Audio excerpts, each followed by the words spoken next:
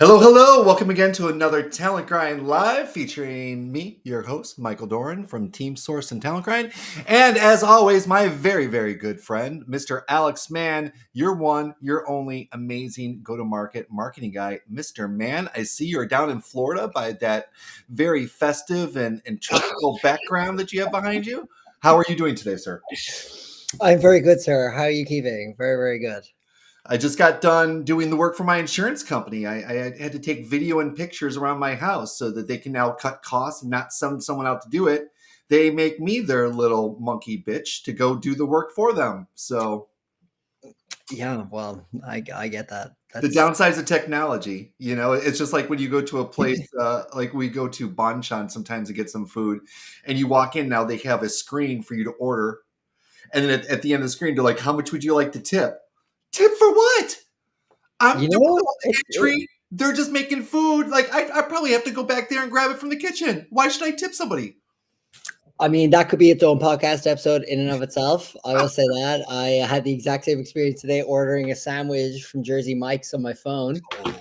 and it was like add a tip, and I was like, "Do I add a tip for this if I'm literally going in to pick?" And I was like, "I did give a tip, I'm a but I big was fan of Jersey Mike's, but I'm very worried about them because they were bought by a private equity firm. Yes, they were, and they're the last of the good sub stores. The last of the good ones. Yeah, Um, hopefully they don't start cutting costs and pulling a Quiznos on them. I don't know if you're familiar with I Quiznos. am I am familiar with Quiznos, although it's now gone. But I guess Yeah, you could say the more modern version of that is Subway, which is like lost all its customers to the Jersey Mikes and the Jimmy Johns and the Firehouse. I mean, I know all these inside out because of my time at Landis. It's just like nobody ever talks about Subway or Quiznos anymore, and it's like why? Because the quality's not there. You I mean know. Quiznos was good when they first started, but it went downhill fast. I remember the last sandwich I got from them. It was like gristly in the meat, and I couldn't even eat it. And I'm like, I'm done. Yeah, well, they also have like gigantic hiring problems, so there's also that. You know Well, what it's I just a saw matter of time yesterday? before our Android overlords start taking over, which will Yeah, hopefully drive prices down because they won't have to pay for labor. well, I mean, that's what they're all trying to figure out. I saw something yesterday that it was like, where have all the managers gone?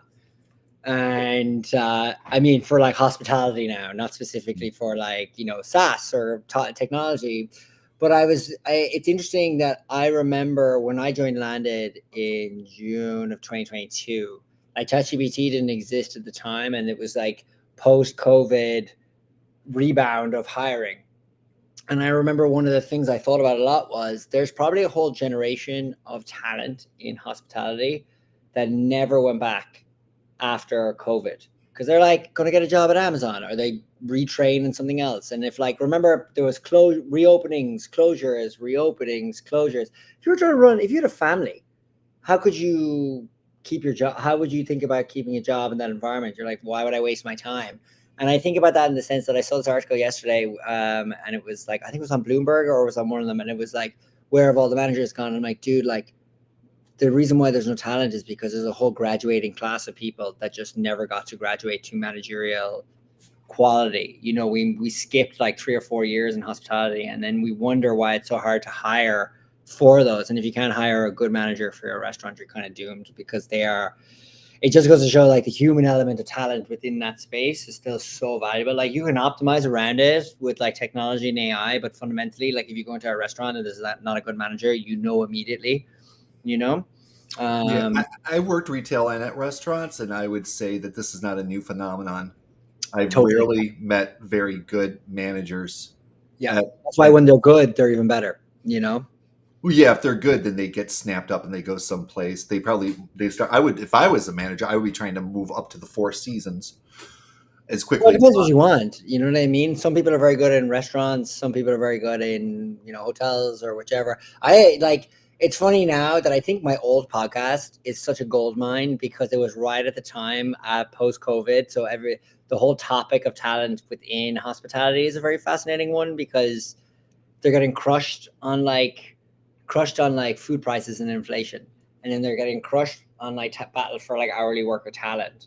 And so you've got this weird perfect storm that like basically nowhere in the country can kind of get out of. And if you're in certain states, it's even worse. Like if you're in California, like I mean, minimum wage California bill is like 20. 20. Is it 20? Yeah, like I mean, that's not the same as like Alabama where you can have multiple locations like paying people nothing. You know what I mean? Like and hoping for tips and that kind of stuff. So it's an interesting time. It's an interesting time. Man, like it's an interesting time across the board.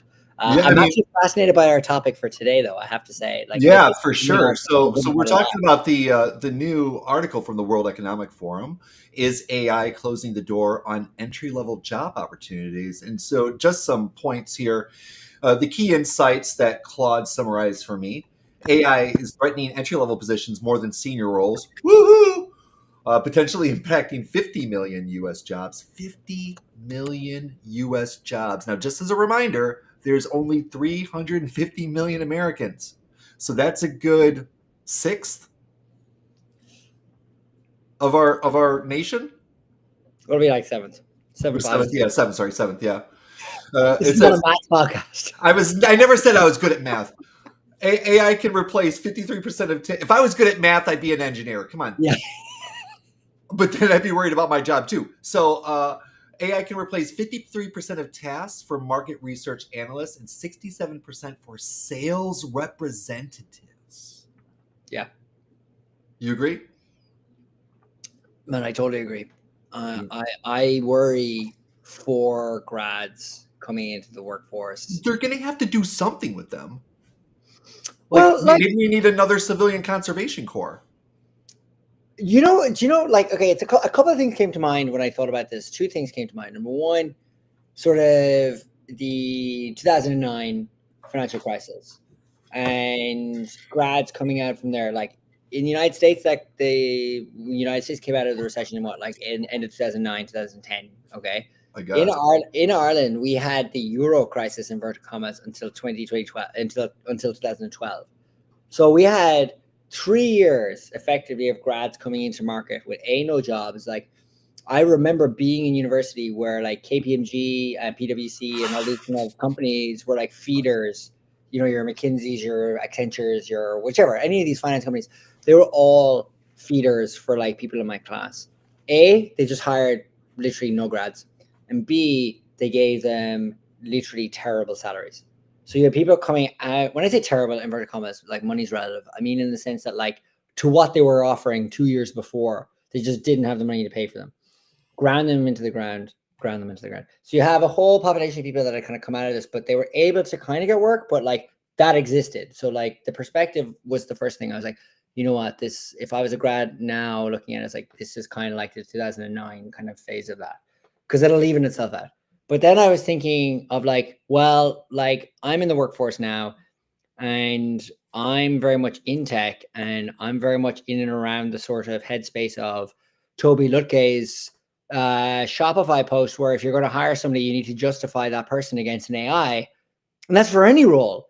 And the role of a grad is to come in and do the kind of shitty stuff that nobody wants to do that needs to get done with the hopes that they're good and they'll stay a while and they'll really understand the business. Now it's like, why would anybody hire a grad? Because you could just more or less automate a lot of that. And I mean, the people could bring the new grads in to do the shitty AI work that they don't want to do. Well, this is the thing. So, and I that's what I mean by I think it'll even itself out. Well, take a look at Klarna. Are you familiar with the latest news out of Klarna? I mean, I don't want to be like shitting on a load of shit, but like, you know what I mean? Like, it's in like, there they are. I mean, first, two things about Klarna. One, they're now starting to hire a lot more customer service people because they found that you cannot just automate everything to AI. But then the CEO made his remarks in their latest earning calls with an AI avatar. It was completely AI generated. Yeah, I mean, like that's what I mean. We're in this weird crest of this wave where it's like how this is going to pan out. But like, I think you said something interesting there because it also triggered in my head something when I was reading this article, which was you mentioned the what do you call it, conservation force or something like the Civilian Conservation Corps.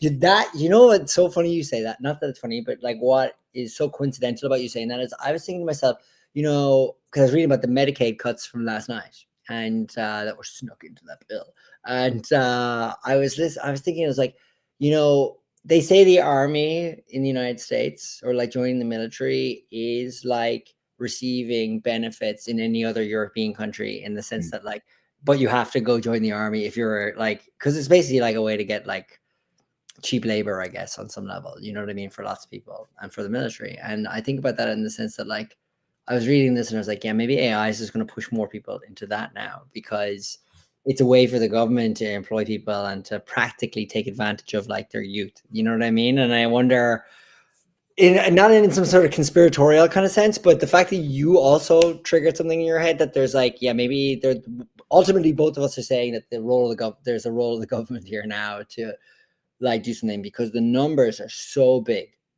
Like, we're not talking about thousands of people here, we're talking about millions of people, and it's happening at a speed that like is akin to financial crisis, you know what There's I so mean? much infrastructure we need in our country. And if you're not familiar with, if you're from outside the United States or you're younger and you're not familiar with the Civilian Conservation Corps, it is a program that was put in by, was it FDR during the Depression, where they had a lot of unemployed young people. They brought them together and they did giant public works projects.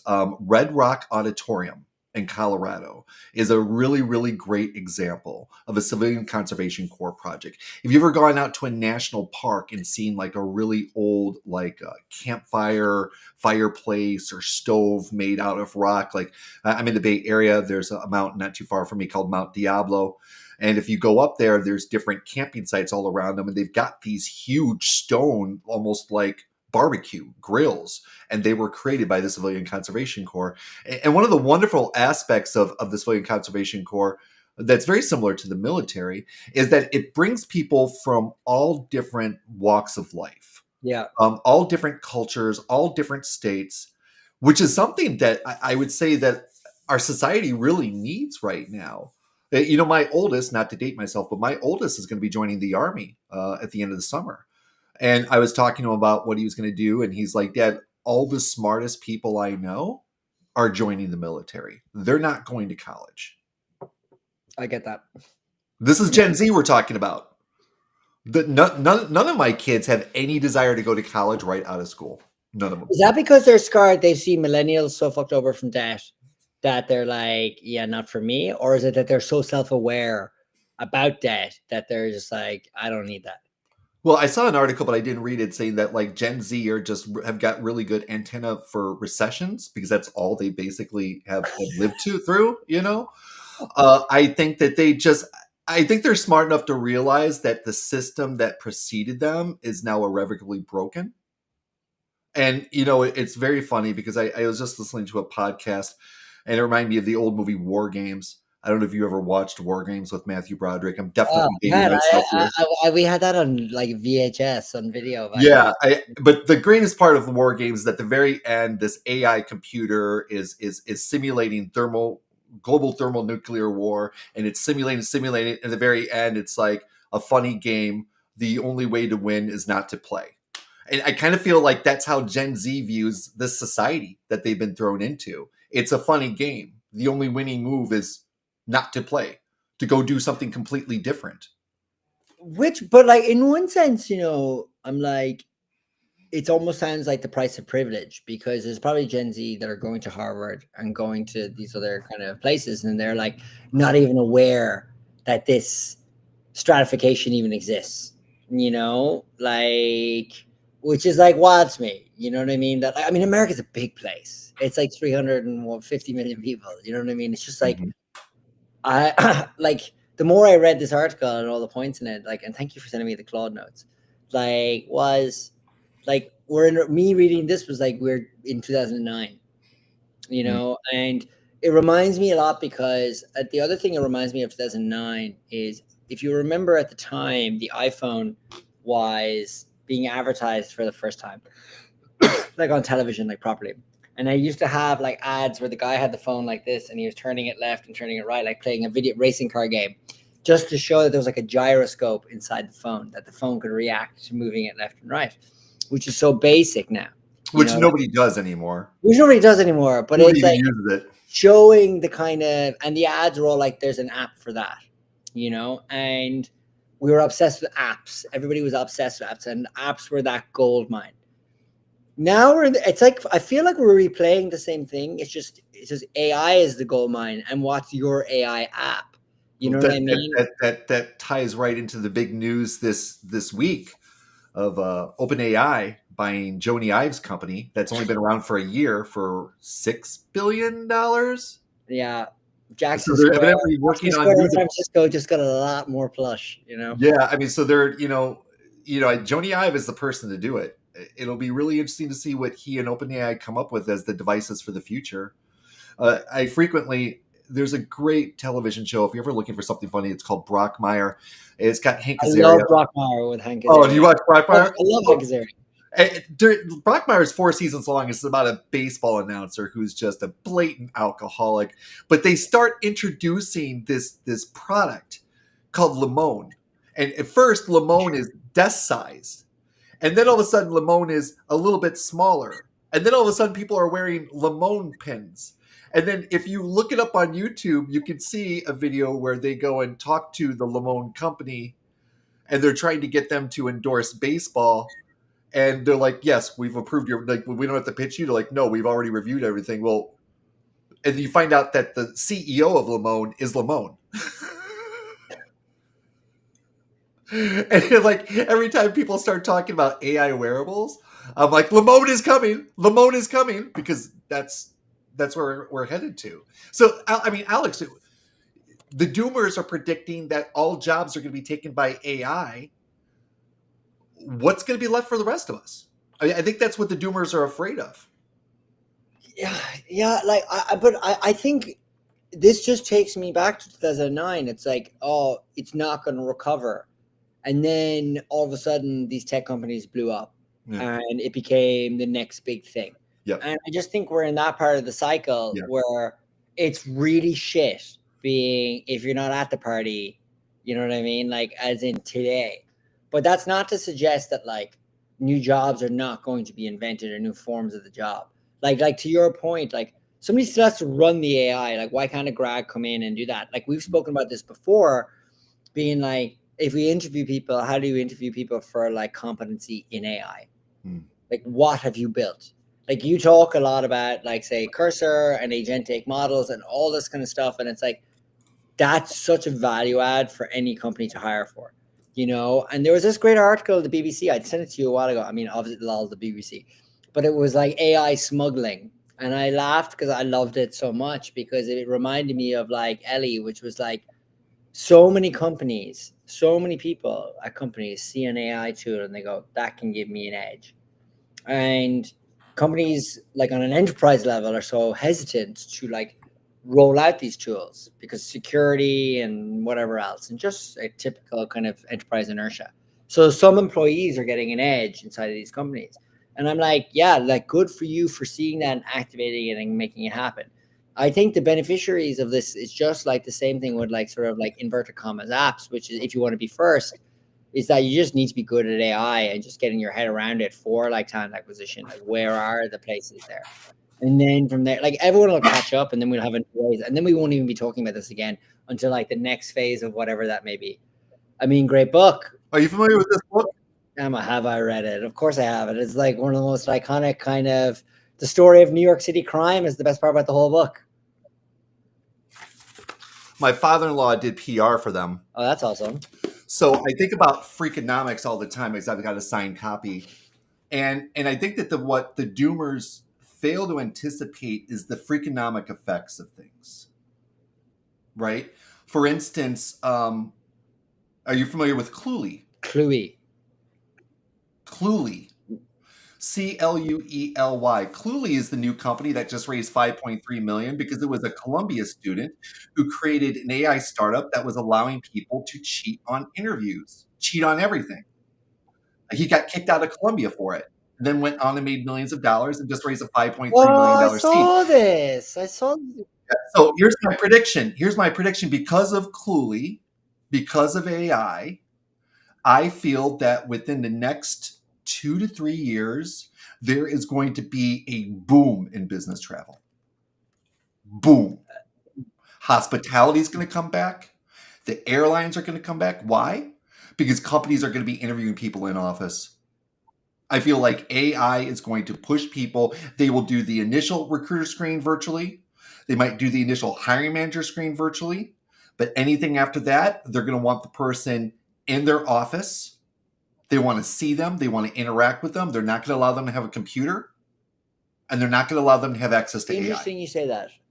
Interesting you say that because I think about that a lot. I actually was talking to two founders this week about this who are building a product in AI talent acquisition, well, and two very smart people, and they are looking at building a type of AI screening tool. So like a recruiter doesn't have to do the screening call, that the AI can. Another AI interviewer.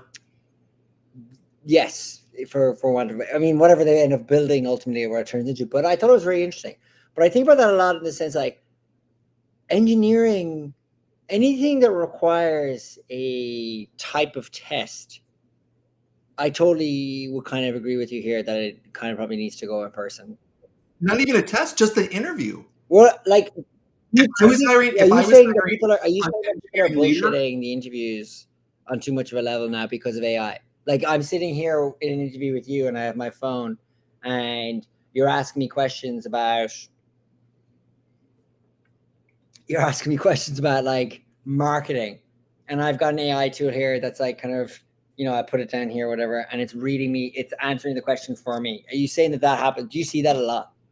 Do you see that even in the candidate? that people are not so much, but how would I know? Well, that's the point I'm making. So you say just to like even get past that sort of conspiracy. I mean, this is what's happening. Well, that's the point I'm making. I'm asking Right, you, like, have you come across that as well yourself, or is this because I see it online all the time? Like I see videos. I see it online all the time. I'm not heavily interviewing. I'm working with just a couple clients right now, mostly focused on sales hiring.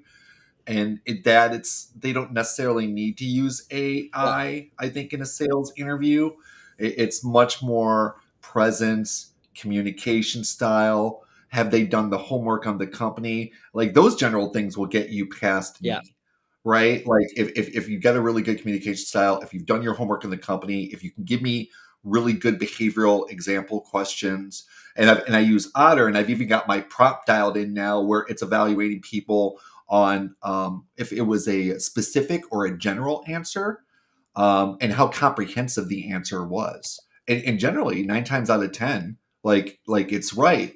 And so that's what I mean. Like AI should allow us to, with products like the one you're talking about, should allow the benefits. I think is going to allow a super wide top of the funnel, right? Like you should interview everybody. You interview everybody at the top of the funnel, right? Let an AI interviewer do it, and mainly for like, I say lower level That's what I positions. mean. I think for volume hiring, lower to mid level yeah, positions. I think for right? those, because you got to triage. Like when you put, it's so funny because I'm looking at this now on LinkedIn myself, and I see like job post on LinkedIn within 20 minutes is over 100 applicants. Someone somewhere has to read 100 of those, at least 100 of those applicants, and they're not.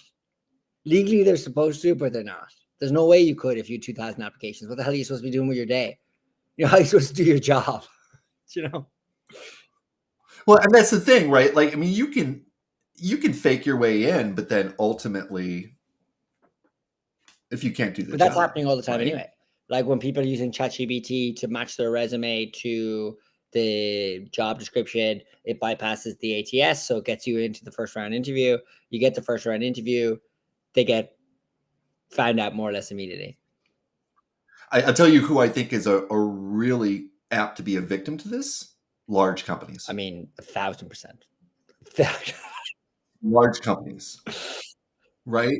If you can glean your way in through the interview process and grab a job and go hide off in a corner and set systems up to basically do the bare minimum to keep your job, and while you just do nothing or do whatever you want to do, and those are leeches. Like every single person like that at a company, and they've been around ever since before AI. With their leeches to big companies, they slow big companies down. They suck big company resources. They allow big companies to not be as vibrant and competitive. So going back to our original shows, right? We're not going to see as many large companies because it will be almost virtually impossible to manage them Well, effectively. but this is the thing. This is actually wild to me. Okay, so like, Unless the management AIs catch the employees with AI slacking and notify the management, you know? well, this is the, And along those lines, I read something really interesting today. Sergey from yeah, Google said that AI is making management a breeze. And the example he gave was he was talking to the AI around some notes about a big meeting or a project. And he asked the AI, well, is there anybody in here who should be promoted? And the AI flagged a young woman engineer who had been very quiet. But then the AI told him all these things that AI engineer had done. He went to the engineer's manager, and the person was like, yeah, actually, you're right. She's really been crushing it, and she's been working her butt off. She's probably due for a promotion. And that woman got a promotion. That makes me very hopeful. that it can be used like that positively. Yes. Because for too long, my entire career, the people who get promoted are the ones who can manage up, the ones who are good at corporate politics. Yeah. And that's to the detriment of the company. Whereas good people who maybe don't like myself, who don't like corporate politics, who aren't really quick to kiss people's asses, it's because I'm secure in who I am. Like, measure me on my work, not on like where my nose is. It negatively affected me for a good majority of my career. Whereas an AI might have told a manager now, like, why are you not promoting Michael? Michael's done this, and this, and these other people have only done this and this. Well, Why would you not promote him? this is the thing, and it's actually interesting you bring this up because it's like the secular trend to like accepting that the AI actually can help you discover things or break bias. Like we think AI is more biased than it is in the sense that like the human is the innately biased person. Like I don't like that person, ergo won't promote them. Do you know? Well, that's one of the reasons why I've been dialing in my otter in terms of like the consistency, because there's sometimes I get on a call with somebody for whatever reason, they rub me the wrong way. And I've been a professional for a long time. So I've learned to just push that to the side, remain professional, remain objective. But like, and then I'll go to the AI and ask, them to evaluate the candidate, ask them what I missed, things like that. And it can either reinforce like, no, your initial instincts were wrong, or it can say, no, this person's actually great, you should move them forward. And I've got a candidate in front of a client right now.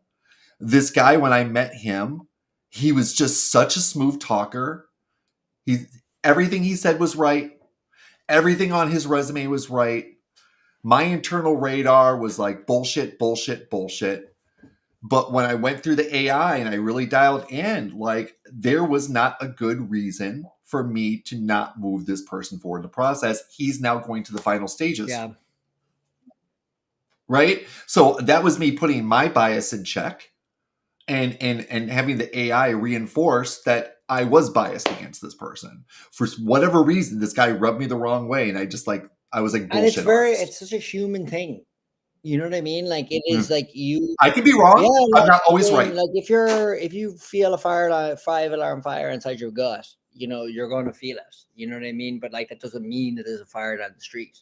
Like spidey sense, so to speak. You know what I mean? So I remember years ago when IBM launched the Watson, lol. And they were pitching it to doctors. I saw an ad for it, and I thought the ad was very clever, like irrespective of like how good or bad it was. I thought the copy was really clever. Where it was like the world's best second opinion, and I loved that because it was like a doctor basically, giving a prognosis or a diagnosis rather, but then also being able to refer to the AI just to give a second opinion. I mean, like, oh, I never would have thought about it that way. Oh, I mean, that's what AI is great for. Well, this is what I'm saying. That's what I mean. Right? For like you're able to use it oncologists and things like that, where the AI can see things in the CAT scans or the X-rays that the doctor can't see, and they can flag it to the doctor's attention. Like that's amazing. But that's what you're using it for. It's the point I'm saying. In the sense that like you get the Otter notes, you've got your dialed-in notes, and it's like, oh, like I might have felt that way, but also this is helping me see that conversation in a different light. You Hmm. know, which again is something that like I think just as a professional, I think is amazing because it's like we're not right the whole time. Like we're kind of winging it as well. You know what I mean? Like we're kind of like nobody's certain about anything like this. If it was certain, we wouldn't be doing it, you know? So like the fact that you're able to get a second opinion in effectively real time, like literally when you're just reviewing, looking at your notes and just seeing things from a different lens, like that is so supremely helpful. But before that would have been a junior recruiter who probably would have had that conversation with you, you know? And now it's like, no AI can do that. Like I remember going into meetings where my job was literally to take notes in that meeting. Hmm. Yeah, been You there. know, like it's wild. And I love how we're leading into the thing about notes. It's like the practical outcome of an AI recorder. You I know what I used to mean? listen to a DJ in Chicago, and he had a dude on his staff, and that dude's whole job was just to create transcripts of the shows with time marks. Yeah. Like that dude's out of a job now. Like an It AI note probably taker does that is, automatically. you know, but like again, that's like white collar, low Yeah, but level labor. was that the best use of that dude's Yeah, ability? it's not the best. Probably That not. that guy's probably a smart guy. You know, it's just he's trying to get in. You He's know, trying and I to get guess into that antiquated, dead medium. exactly. And I wonder is that the kind of the hope for grads now is just like you just got to get in, like figure out like you know. There's that great quote which is like, if you see the rocket ship, don't worry about the seat, just get on the rocket. Yeah. You know, and it's like I think that probably more than ever now for like tech companies. I got a conversation with a friend of mine who was like, "Oh, you should look at Anthropic, like they're blown up," you know, and I'm like. Yeah. Good luck. But you know what I mean in the sense that like well, it's more like the like in the sense that like it doesn't matter what your job in that company is per se, probably not as much as like get in there and fucking do the best you can in the role that you're in. You Yeah. know, like the jobs in those companies will evolve Mhm. just like the way companies are evolving right now. It just feels like we're in 2009.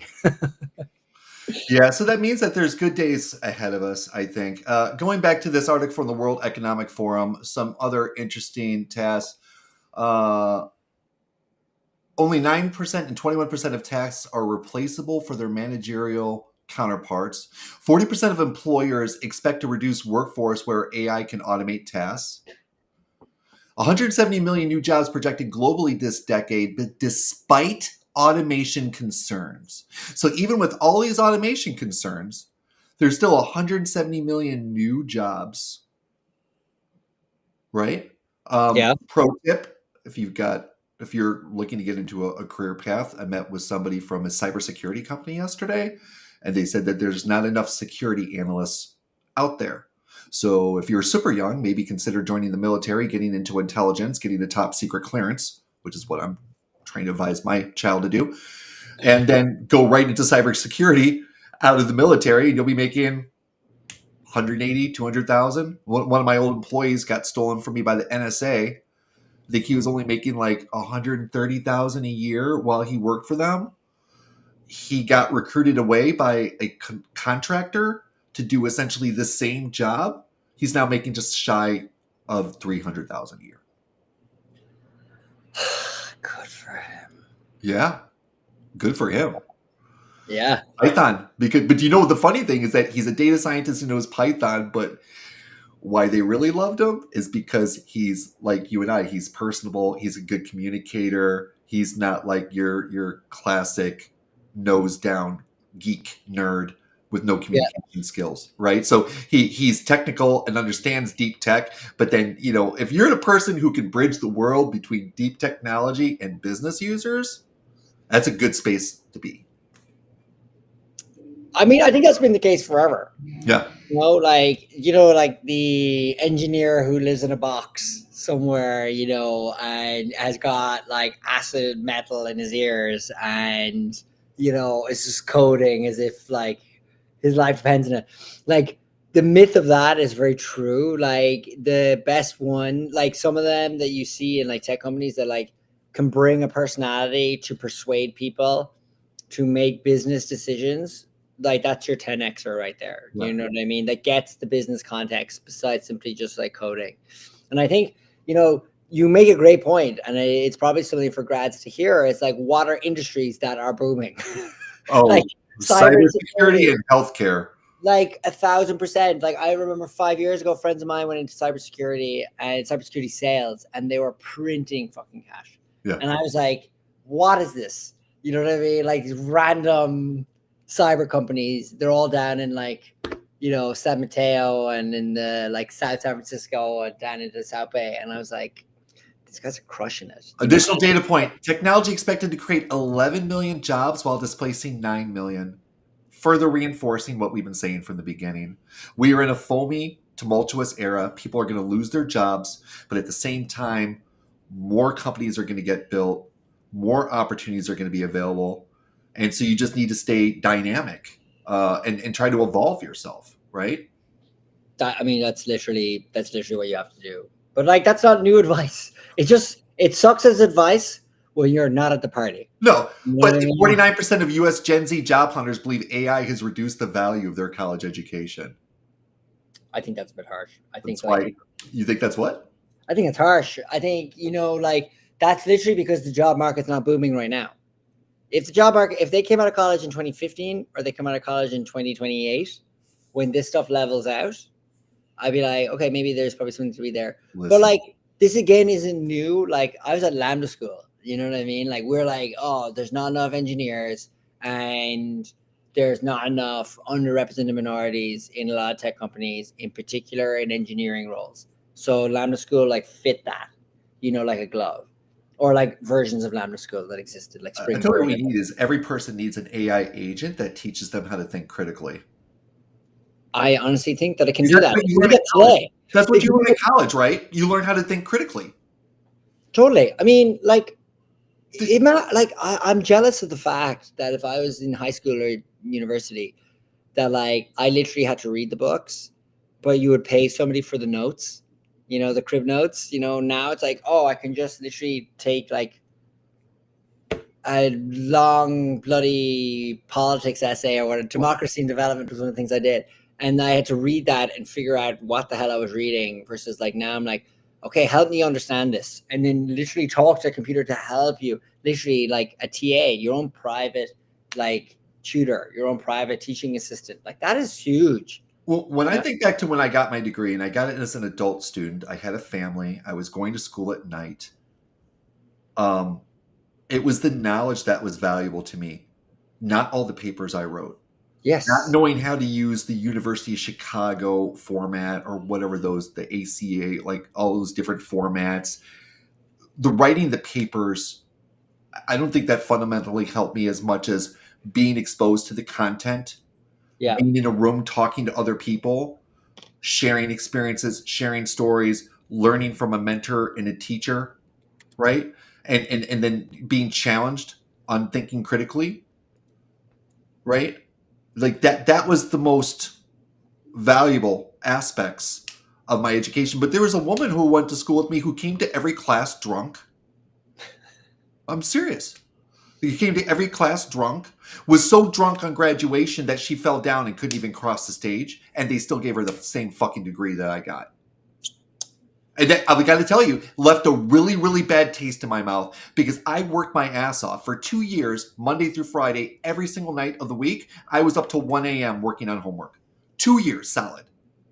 And I graduated summa cum laude, and that got me into Google. So I'm glad that I did it. But at the same time, it was really, if I could have just had an AI note taker and not have had all that rigmarole and could have been graded on my retention and my conception of the concepts and my ability to communicate and to be part of a group of human beings coming to conclusions and discussing things, I think that would be so much more valuable than just how many papers can I crank out? Are Yeah. they the right format? But like Is it that's the thing. I grammatically mean, correct? we're in that phase of evolution of learning now. Yeah. Like a revolution of learning. Like the way we studied is not the way the kids are studying. I mean, there was an article in the Atlantic last week talking about this exact thing, where like in Ivy League schools, kids are not able to read the textbooks that they're given.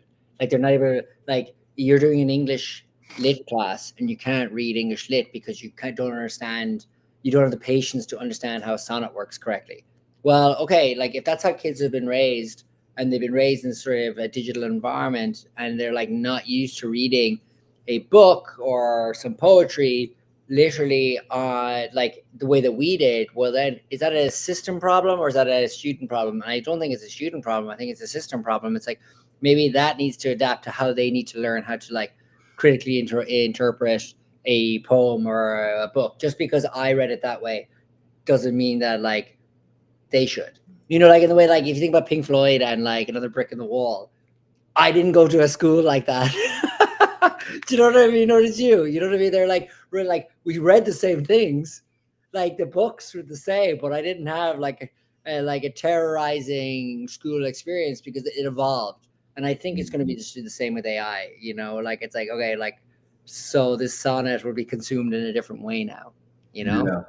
That's why I'm advising all my kids after high school to go into the military or to work and then go travel around the world and to not go to college until they know what they want to do with a college education. I mean, that's very positive. And I mean, like, You the funny looks I get in the valley when I tell people my son is going to the military, that's so they're never expecting it. They're never expecting it. Though when I met with these cybersecurity guys yesterday, I got a lot of cred because I said that. They're like, "Oh, yeah, that's great! Oh, that's great!" They're like, you you should have them go into cybersecurity." I'm like, "Bro, that's exactly what I'm trying to yeah, do. yeah, yeah. This is the That's game. exactly what I'm trying to do here." You know what I mean? What else do we have here? Companies expanding operations to countries like India for skilled professionals at lower cost. Now that's a little scary. I mean, I'd like take it home to every startup in America. They're all Yeah. offshoring all the talent. I mean, I said this 6 months ago, probably to you. I was surprised it wasn't like a political issue in November. I'm sure it'll be a political issue soon enough. Like, how do you tax these companies if they're going to like, oh, I can hire somebody in the Philippines? They're great. It's fantastic. You know what I mean? But it's like, Yeah, I mean they're awake when you're asleep and you're awake when they're asleep, but otherwise than that, it's good. What other trends are we seeing? Companies could use AI to train the next generation of senior professionals. Traditional structures like law firms' billable hours model may be redefined. I mean, I think that's who's going to get messed up. Law firms and consulting firms. I think with consulting firms, you know, like McKinsey and somebody else, is it BCG or Bain, one of the two, they already have their own AI agents. McKinsey does. Yeah, and it's basically like, you know, they've got like millions of decks and millions of their best work, and it's like you can ask it questions to help you make that stuff. That junior entry level consultant role is effectively null and voided now. Yeah. That's going to work. I think. But who's going to do the work for them? So are they just going to have? Who's going? You still have to use AI to pull everything together and to polish it, right? Yeah, but I mean, I guess at the same time, I mean, like, do they care for now? You know what I mean? Well, like their clients might care. I mean, that's interesting. That's what I'm saying. Like traditional structure, like law firm. Okay, more emphasis on apprenticeships. I mean, that's a lot of Gen Z are going into the trades, which is good because we really need to build more infrastructure in this country. Agreed. The Civilian Conservation Corps. China is extending unemployment insurance policies through 2025. You know, Alex, I feel we should do. I'm very knowledgeable in China. It's crazy what's happening there. I almost feel like we should do an entire episode in Talent Grind, the China edition, because their populace is in turmoil right now. President Trump signed an executive order supporting 1 million apprenticeships annually. The EU Commission announced Union of Skills plan for future-proofing education. So it almost seems like what they're saying is this 40, 50-year period of everybody aspiring to work in big offices and to become white collar is at an inflection point that is going to wane. And it's going to be real world, creating companies, creating places that give people experiences, creating infrastructure that is on the rise. I mean, we talk about this all the time. This is like, yes, I feel like we're validated by this talking point. Yeah. Yeah. It's funny. It's funny when you can kind of see the future and coming, and then all of a sudden the data starts to come in that's, essentially I don't know what the word I'm looking for here, but that's validating, I think, is the word I'm looking for here. What you're seeing out there in the world. I'm very glad that I'm very experienced in my profession, uh, because it leaves me in a good position. People are still going to need to hire people. They still need advice on the best ways to hire people. I would not advise anybody to go into recruiting as a career now. Sales. I would not advise anybody to go to customer service. I would not advise anybody to go to retail. I would not advise anybody to go into recruiting. Cybersecurity and healthcare, folks. Cybersecurity, healthcare, and hospitality. Yeah, well, there's just going to be a lot more rich people. They want to go to the White Lotus, right? All right, we're at 45 minutes here. Let's just finish up the global trends. China extending unemployment insurance policies. I just discussed that. South Korea sees a significant decline in youth employment. 98,000 fewer workers aged 25 to 29. Investors showing increased confidence in AI-intensive regions. So I think that leaves us ultimately with the conclusion that the foaminess is still continuing. Nobody knows what the hell is happening. AI is the new intrinsic variable that is upsetting the apple cart. And welcome to another day in 2025. Let's all keep our heads above water and keep our rent or our mortgages paid and pray for the good times to start rolling again. Any final comments for us, Alex? This is actually one of my favorite episodes we've had. This has been very, like, I have to say, I mean, as dark as that last piece of commentary was, so long as we can pay our mortgages. No, that's what it comes down to me, man. Every month I make that mortgage payment. I'm like, it's I'm hopeful. I'm very hopeful. I'm so hopeful. The news isn't as bad as we think it is. It, just to like take a step back and just to reflect that, like, we're just at the beginning of this curve, and it's going to be pain, unfortunately. But like, and if you're new to Talent Grind Live and you wonder why we're hopeful, let me quickly summarize it for you. We are hopeful because we see that in the future there's going to be 10 to 20 times to 100 times more 100 to 1,000 person companies than there are today. We see a future where talented engineers start working on things like string theory and teleportation, outer space travel, outer space factories, things like Boomco, right? Creating supersonic airplanes that will be able to take you anywhere in the world in 3 hours or less for $100, right? Like, the talented engineers need to go back into hardware. Talented engineers need to be working on really challenging engineering problems, not just creating another fintech SaaS platform that's going to make a small group of people inordinately wealthy at the expense of everybody else. Okay, on that positive note. Yeah, SaaS is ripe to be disrupted. We could talk about that another day. All right. Well, thank you very much for joining us, Alex, man. Always a pleasure to speak with you. Legend. Every time that we talk, an hour goes by before I know it. Like, always 5 minutes in, I'm like, are we going to have enough to talk about? And the next thing I look up, we're at 45 minutes. Join us again next week for another Talent Grind Live. Absolutely nobody showed up, but hopefully, this podcast. People do watch this, because a friend of mine messaged me who's in finance, said he watched this. So, really?